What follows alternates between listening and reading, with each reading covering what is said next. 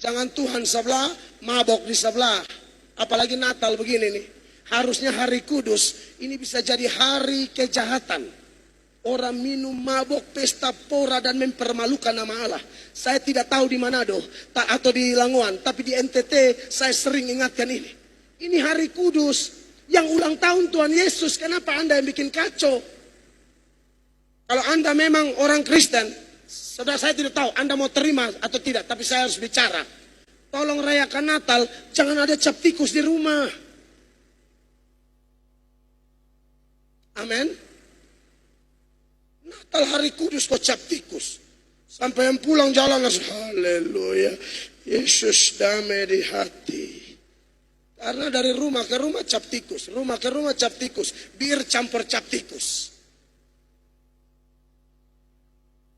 Tidak bisakah itu uang pergi bantu panti asuhan?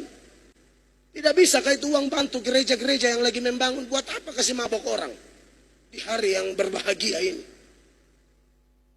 Saya tidak tahu pendeta lain ngomong ini atau tidak, tapi saya tidak akan tutup mulut. Karena saya hamba Tuhan Yesus. Saya tidak bisa jaga perasaan manusia. Perhatikan Galatia 1 ayat 10. Galatia 1 ayat 10. Firman Allah berkata, jadi bagaimana sekarang? Adakah ku cari kesukaan manusia atau kesukaan Allah? Adakah ku coba berkenan kepada manusia? Sekiranya aku masih mau mencoba berkenan kepada manusia, maka aku bukanlah hamba Kristus. Pendeta omong kosong model begitu. Hanya jaga perasaan manusia. Khotbah cari apa? Cari jiwa apa cari amplop? Amin. Bapak Ibu, mau lihat ayat tentang minum mabok? Yesaya 55, 5 ayat 22. Ini ayat yang bilang, saya cuma copy paste. Yesaya 5 ayat 22. Yesaya 5 ayat 22. Dengar. Celakalah mereka yang menjadi jago minum dan juara dalam mencampur minuman keras.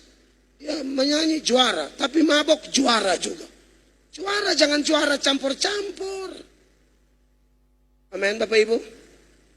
Natal hari kudus tapi jadi hari kejahatan. Siapa yang menyebut nama Tuhan, tinggalkan kejahatan. Bapak Ibu dengar, sudah mau dekat habis. Tambah mau dekat, tambah panas. Biar sebentar kita kunyah itu kuku babi itu enak. Ada 3 cara orang menyangkal Tuhan. Yang pertama, dengan mulutnya secara verbal seperti Petrus. Kenal Tuhan, tapi orang tanya, bukankah kau bersama-sama? Oh tidak. Nah, ini menyangkal. Yang kedua, jenis menyangkal kedua adalah bersikap diam. Tahu kebenaran, tidak ngomong. Tahu kesalahan, tidak tegur. Padahal Alkitab berkata, teguran nyata-nyata lebih baik daripada apa? Kasih yang tersembunyi. Saya cinta Bapak Ibu terkasih. Karena kami hamba Tuhan ini, nanti mati Tuhan tanya. Contoh, Hemel Atok, kau ke Langoan itu, kau tegur yang selingkuh-selingkuh tidak? Hemel Atok, kau ke Sulawesi Utara itu, waktu mau Natal, kau tegur mereka tentang minuman keras tidak? Kami ditanyai, Tuhan bilang apa sama Yeskiel? Kalau aku kasih tahu orang itu dia mati, tapi kau tidak bicara, dia mati, saya tuntut nyawanya dari kau. Tapi kalau kamu sudah ngomong, dia tidak mau bertobat, dia mati, tapi kau lolos. Mau lihat ayatnya? Saya kasih tunjuk saja ya, supaya jangan pikir saya karang-karang. Tolong dulu Pak.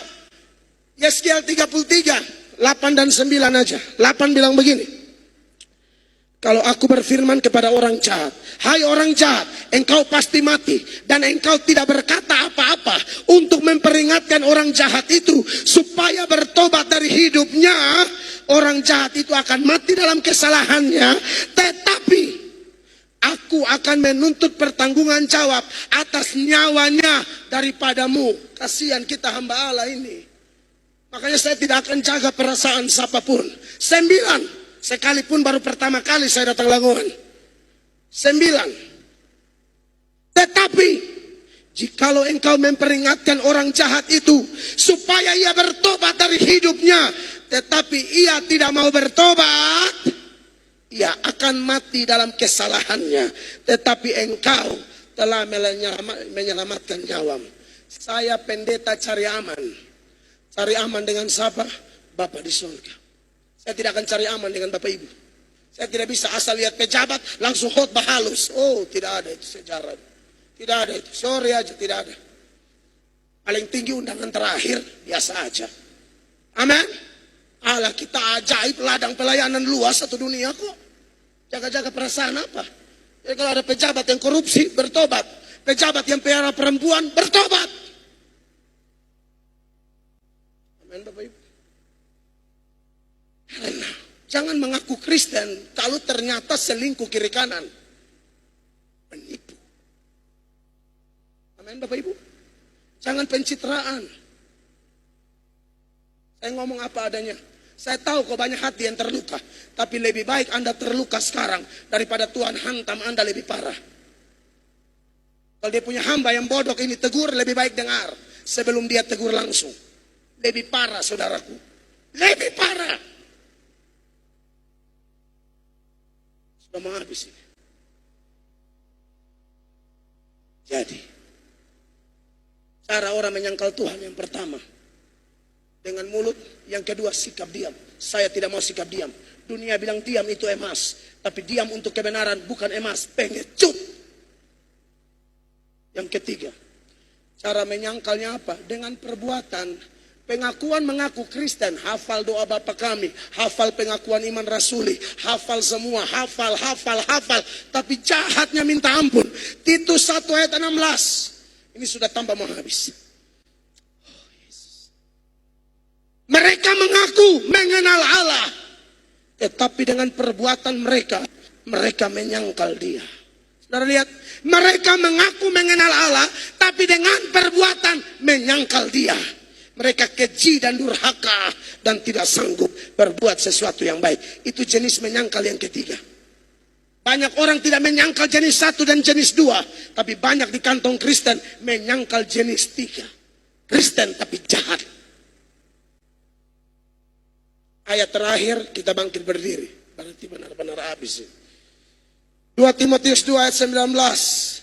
Saya ngomong ada dasar semua. Saya pengkhotbah firman, bukan pengkhotbah cerita sejarah nenek moyang. Firman Allah nomor 1. Mari kita baca 2 Timotius 2 ayat 19. 1, 2, 3. Tetapi dasar yang diletakkan Allah itu teguh. Dan meterainya ialah Tuhan mengenal siapa kepunyaannya. Dan setiap orang yang menyebut nama Tuhan hendaklah apa? Meninggalkan kejahatan. Beri tepuk tangan yang meriah bagi Tuhan.